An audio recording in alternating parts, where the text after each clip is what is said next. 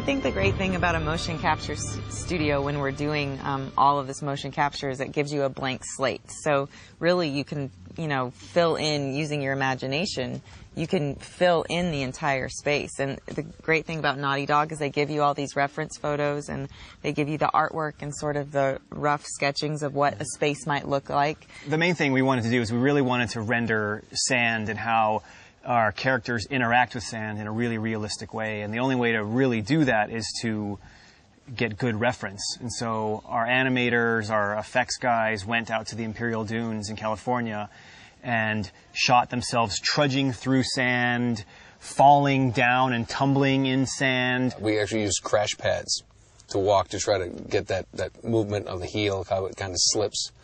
And it really feels, I think we did a good job. It was really great to actually see, like, when we're doing the game and you're seeing them actually, like, trudge up the dunes for the first time. And I think when they came back with the video reference, that was one of the first parts in the whole video.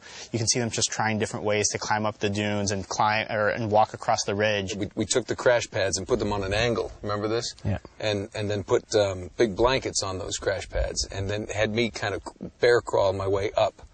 And that's what they used. That footage that we captured in the suits is what we used with Drake climbing the dunes. I think if I had come here before we did all that, I probably would have done it better. I think it's passable, right? Yeah. Oh, definitely. What we got? Oh, yeah. But after experiencing this, I think it's a whole new level. Are there any bizarre props? Yes, there's a million of them. Human props are really the funniest of all because those guys are taking themselves so seriously, and they have to just be on because, if you're Drake is pulling his journal out of his pocket, you can't be sitting there fishing around for the guy to hand it to you. We had to have guns that we were toting, and we had to pull them out to get ready to go after something. And because we're in the suits and the cameras are picking up our movements, any crew guys that are working around, the cameras don't catch them. Yeah. So they literally are standing by us the entire scene, and then when we go to reach for our gun, they place it behind our backs. We pull it and we're ready, and then when we go to drop it, we tuck it back in, they grab it and run out. The guys that work on our set are so good. They just kind of like very confidently and assertively just move in there, slap the journal right on their butt cheek basically, and then it's just there to grab and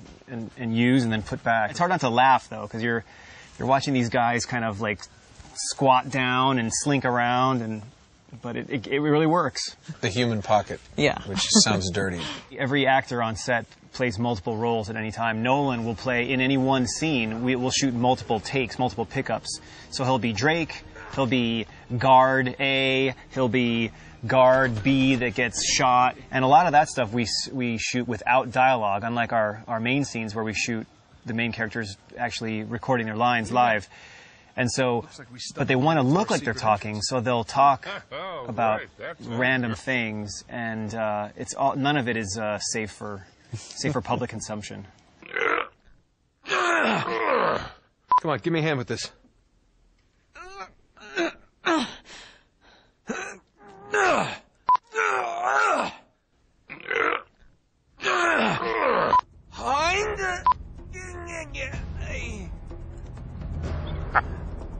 I've often said that I think some of the best acting is just kids at play, and that's what we do. We just kind of just jump into that proverbial sandbox, I guess, and just